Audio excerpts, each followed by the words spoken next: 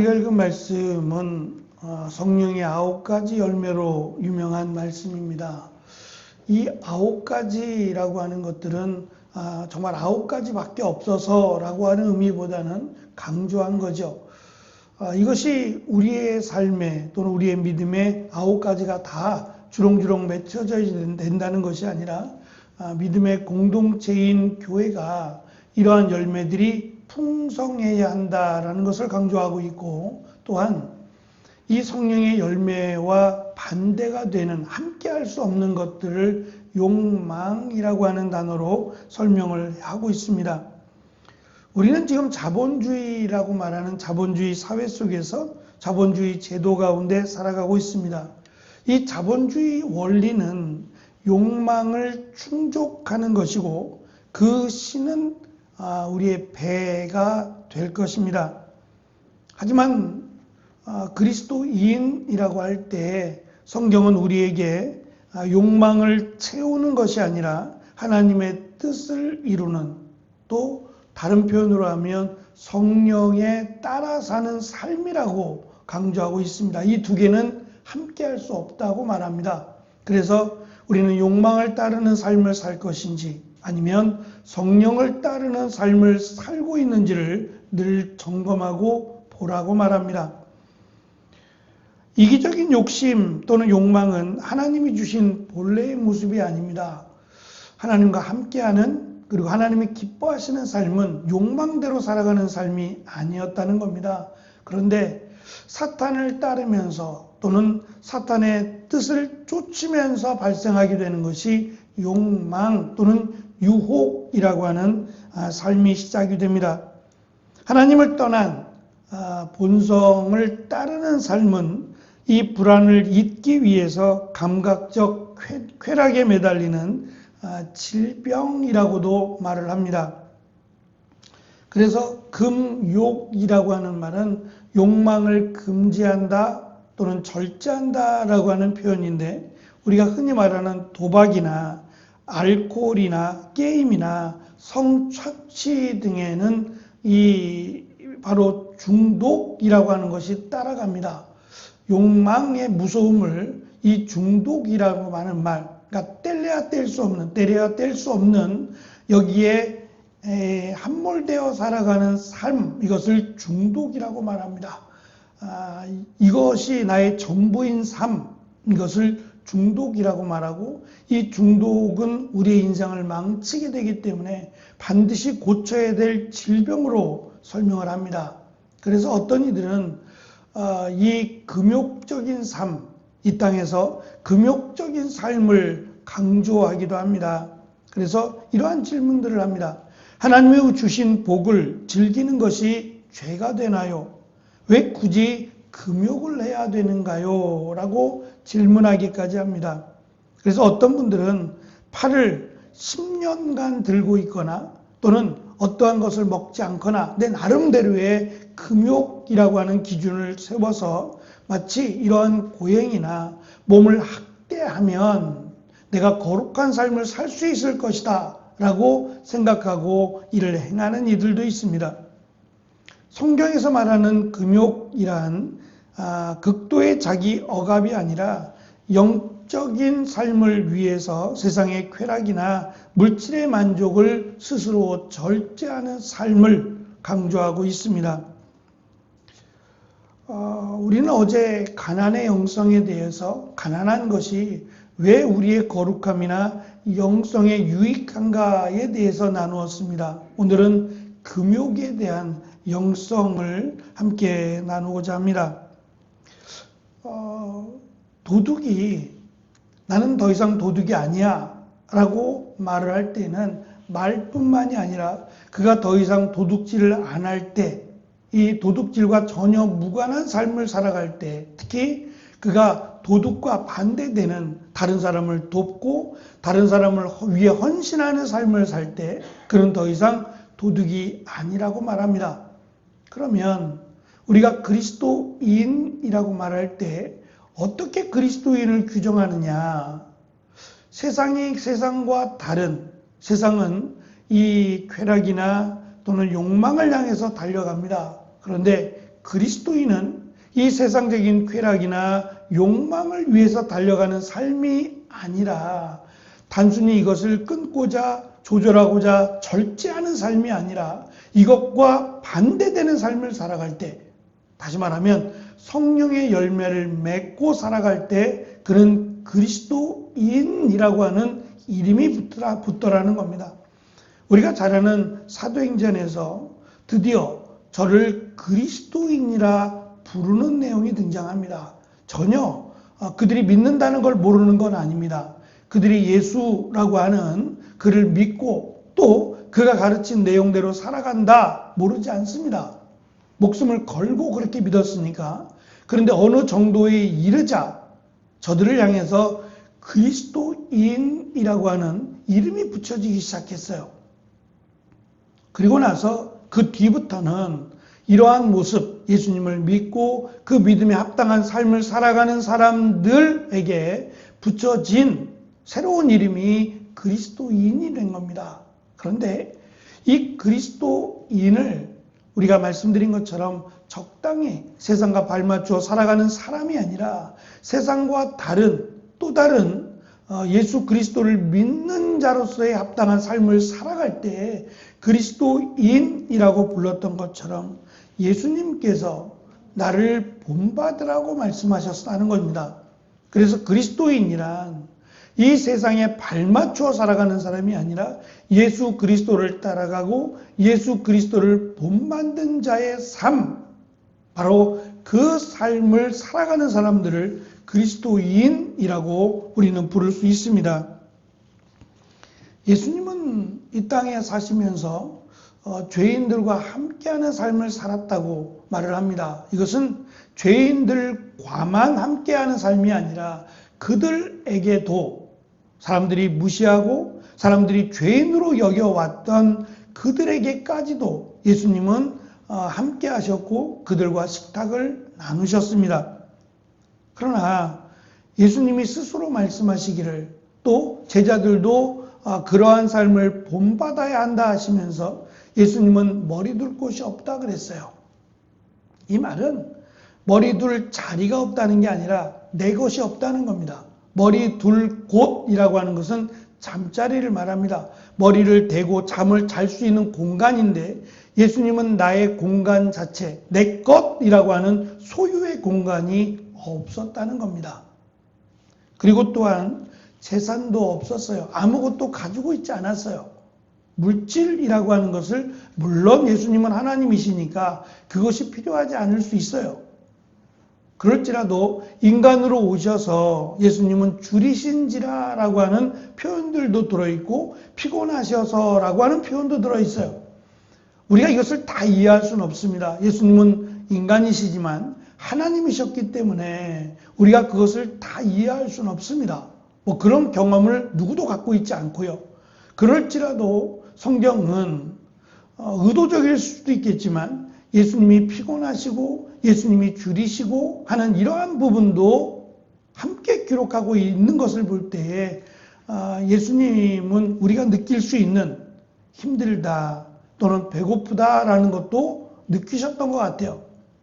그럼에도 불구하고 그것을 마음껏 해결할 수 있는 그 어떤 것도 예수님은 가지고 다니지 않으셨어요.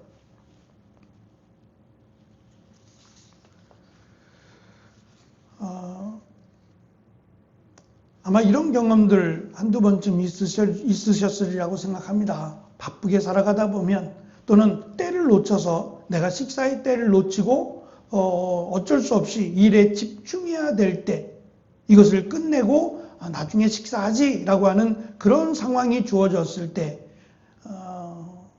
입맛이 없거나 그런 게 아니라 어쩔 수 없이 이 일을 마쳐야 되고 또 이걸 하다 보니 지금 먹는 것이 중요하지 않게 내가 여겨졌을 때 그래서 훨씬 더 지난 시간 식사의 때를 훨씬 지나서 오히려 한 끼를 건너가야만 했을 때 아마 그때는 뱃속에서 꼬르륵 소리가 날 겁니다. 배고프다라는 것을 막 피부로 느낄 때 너무너무 배고프다라는 걸 느꼈을 때 그때 우리 앞에 무언가가 놓여진다면 전에 내가 이것을 그렇게 좋아하지 않았을 수도 있는데 이 배고프다라는 것이 어느 정점에 이르게 되면 모든 것이 다 맛있게 느껴집니다. 그때는 밥에다가 물을 말아서 김치만 먹어도 그렇게 꿀맛이라고 느낄 만큼 아마 이런 경험들 있으셨을 겁니다. 지금은 그런 시대가 아닙니다. 밥에다가 물을 말아서 김치를 먹는다? 이것을 좋아하는 사람이거나 아니면 이것을 먹어야만 되는 건강에 연약함이 있지 않는 한 이렇게 먹는 사람 많지 않을 겁니다. 그런 시대에 살고 있어요. 전화만 하면, 핸드폰에 연결만 하면 얼마든지 언제든지 배달이 오는 그런 편리함의 시대에 우리는 살고 있어서 꼭 이렇게 굳이라고 하는 생각을 갖게 될지도 모릅니다. 그러나 정말 배가 고프다면 산의 진미가 부럽지 않을 겁니다. 당장 내 눈앞에 있는 이것이 최고로 맛있게 느껴질 것이기 때문입니다. 그것이 우리의 육신이고 우리라고 하는 겁니다. 반드시 비싸고 좋고 맛있는 것을 먹어야만 우리가 이 땅을 살아갈 수 있도록 만드신 것이 아니라는 점이죠. 그래서 예수님은 좁은 길이라고 하는, 어쩌면 병든 사람들, 가난한 사람들이 즐겨 이용하던 길입니다. 큰 길이 아니라, 넓은 길이 아니라 좁은 길이라고 설명되는, 가난하고 배고픈 이들이 숨어 다니던 그 길들입니다. 그 길을 가시면서도 항상 기뻐하셨습니다. 이것은 세상의 욕망을 제거하고 또 성령 안에서 살아가는 사람들만이 누릴 수 있는 역설적인 잔치라고 할 수 있어요. 안 믿는 사람들은 믿는 사람들을 향해서 무슨 재미로 살아가냐 그럽니다. 술도 안 먹고 담배도 안 피고 도대체 무슨 재미로 살아가는 거냐라고 말합니다. 여러분은 어떠십니까? 저는 술, 담배를 안 한다 그래서 재미없게 살아가거나 내 삶에 대해서 무료하다, 재미없다 라고 생각해 본 적이 한 번도 없어요. 충분히 재미있고 충분히 좋게 살아가고 있다고 생각합니다. 그것이 없어도 충분히 행복할 수 있다라는 것을 우리는 강조하고 있는 겁니다. 어거스틴이라고 하는 보통 성자라고도 말을 하는데 나름대로 그러한 삶을 살았기에 사람들이 그렇게 붙여준 걸 겁니다. 세인트라고 하는 그런 호칭을 붙여준 사람 가운데 하나가 어거스틴이라고 하는 사람인데 그는 이러한 말을 했습니다. 방치된 욕망이 습관이 되고 그 습관이 곧 필요가 된다라고 경고를 했습니다. 지금 우리는 원하는 것을 마치 필요한 것으로 착각하며 살아가고 있습니다. TV에서 나오는 홈쇼핑이나 광고들은 이것이 없으면 당신은 불행합니다 라고 속입니다. 이것이 있어야만 당신은 행복합니다 라고 우리를 유혹하고 있습니다. 불필요한 소비를 부추기는 욕망의 유혹에 우리는 눈을 떠야 합니다. 돈이 많아야 자유로운 것이 아닙니다. 욕망의 요청을 거절하고 필요에 따라 살 때 비로소 돈에서 마음을 뗄 수 있는 진정한 자유가 우리에게 찾아오게 됩니다. 그래서 내가 원하는 것이 무엇인지 이것이 꼭 필요한 것인지를 생각하지 않으면 우리는 여전히 내가 원하는 것이 필요한 것으로 착각하면서 살아가게 되고 이 물질의 유혹이라고 하는 데에서 자유로울 수 없게 됩니다. 욕망이라고 하는 것을 제가 중독이라고 하는 것으로 연결해 왔습니다. 그렇다면 이 중독이라고 하는 것은 치료의 대상입니다. 그냥 중독을 그냥 놔두게 되면 그의 인생은 망치게 됩니다. 그래서 중독이라고 하는 것이 오면 그는 치료를 받아야만 됩니다. 시간을 두고 이것이 회복될 때까지 다양한 방법으로 치료를 받아야만 이 중독에서부터 벗어날 수 있게 됩니다. 물질이라고 하는 것도 마치 중독과 같다는 겁니다. 여기서 내 마음을 빼앗기게 되면 이것에 함몰되어 살아가게 만들어졌다는 겁니다. 그래서 자본주의의 위험성은 마치 물질이 없으면 죽는 것처럼 돈이 없으면 우리는 죽는다처럼 이렇게 각인되어 살아가게 된다는 겁니다. 근데 실제로 살아보면 돈 없이도 물질이 없이도 살아가는 사람들을 대하게 됩니다. 그러면 우리는 충격을 받게 되고 이게 가능한가? 라고 하는 생각도 갖게 됩니다. 그래서 간혹 이 건강을 이유로 자연인이라고 부르는 자연 가운데 그렇게 살아가는 사람들을 봅니다. 그들은 수중에 갖고 있는 돈이 없어도 자연을 통해서 그들이 수고의 땀을 흘린 것으로 먹고 살아가게 됩니다. 어쩌면 우리가 이해할 수 없는, 우리가 살아보지 못한 또 다른 삶이 될 수도 있겠죠. 그러나 하나님이 만드신 이 세상이라고 하는 것은 우리가 바라는 대로, 우리가 추구하는 대로의 삶이 지극히 하나님의 뜻이다라고 말할 수는 없다라는 것을 우리는 이해를 해야 됩니다. 그래서 내가 지금 어느 정도인가, 물질에 관해서, 재물에 관해서 어느 정도인가를 점검하지 않으면 자칫 욕망을 따라가게 될 때 그것이 중독이라고 하는 헤어나올 수 없는 늪에 빠질 수도 있다는 것을 기억해야 됩니다. 그래서 성경은 이 욕망에 따라 살아가는 삶, 이것을 성령을 따라가는 삶과 반대인 것으로 연결을 해놨고, 성령의 열매를 맺고 살아가면 더 이상 물질이나 욕망에 따라가지 않는다라는 것을 강조해주고 있습니다. 다양한 욕망이 있어요. 그 가운데 우리가 살아가는 이 땅에서 가장 큰 욕망은 아마 물질이라고 말할 수 있을 겁니다.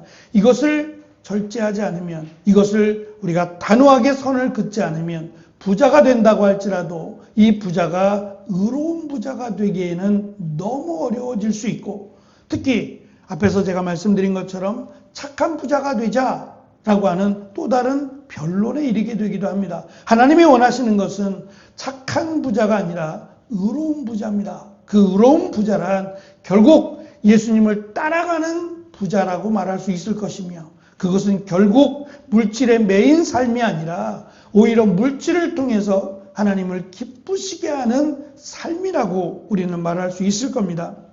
그래서 하나님을 따라 살고 하나님의 뜻에 따라 살아가는 사람은 필요와 욕망을 구분하는 영안이 있는 삶이 되리라고 생각합니다.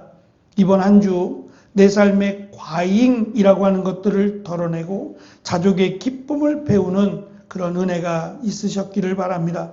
욕망의 노예가 아닌 성령의 인도함을 받는 자유로운 삶, 특히 그리스도인이라고 붙여도 부끄럽지 않은 그리스도인에 합당한 그러한 삶을 살아가는 우리가 될 수 있도록, 우리는 흔히 지금 우리가 살아가는 지금의 시대에 또 하나의 트렌드가 있다면 다이어트입니다.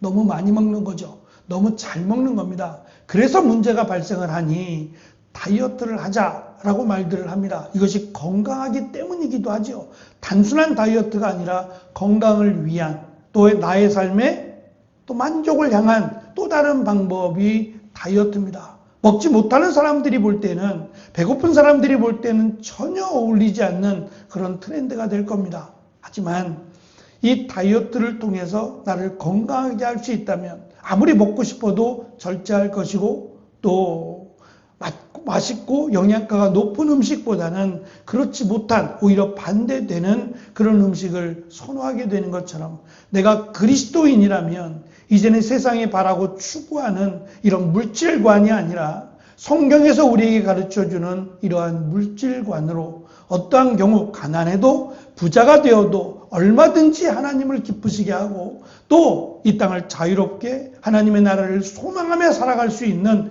그리스도인으로서의 삶을 살 수 있으리라고 생각합니다. 저희는 이번 한 주간 재물과 그리스도인이라고 하는, 처음에 말씀드린 것처럼 전혀 성경은 어울리지 않는 주제입니다.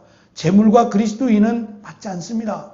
그럼에도 불구하고 재물과 그리스도인이 적이 아니다. 재물은 우리에게 필요하고 이 재물을 어떻게 사용하느냐, 성경은 우리에게 가르치고 있습니다. 이것을 잘 배우고 재물을 잘 사용함으로 오히려 재물을 통해서 하나님께 영광이 되어질 수 있는, 그리고 재물로 인해서 나를 포마하거나 재물로 인해서 낙심하는 어리석음이 없도록 이 재물을 우리가 확실하게 구별할 수 있는 귀한 한 주간의 은혜가 있었으면 좋겠습니다. 마지막 구체적인 실천 방안과 나눔에 대한 질문을 함께 보겠습니다. 먼저 실천 방안입니다. 필요와 욕구의 리스트를 작성해 보는 겁니다. 현재 소유하고 있거나 사고 싶은 물건들을 적어보고 이것이 하나님의 나라를 위해, 사명을 위해 꼭 필요한 것인지 아니면 단순히 나의 유익을 위해 편안해지려는 욕망인지를 한번 구분해 봅니다.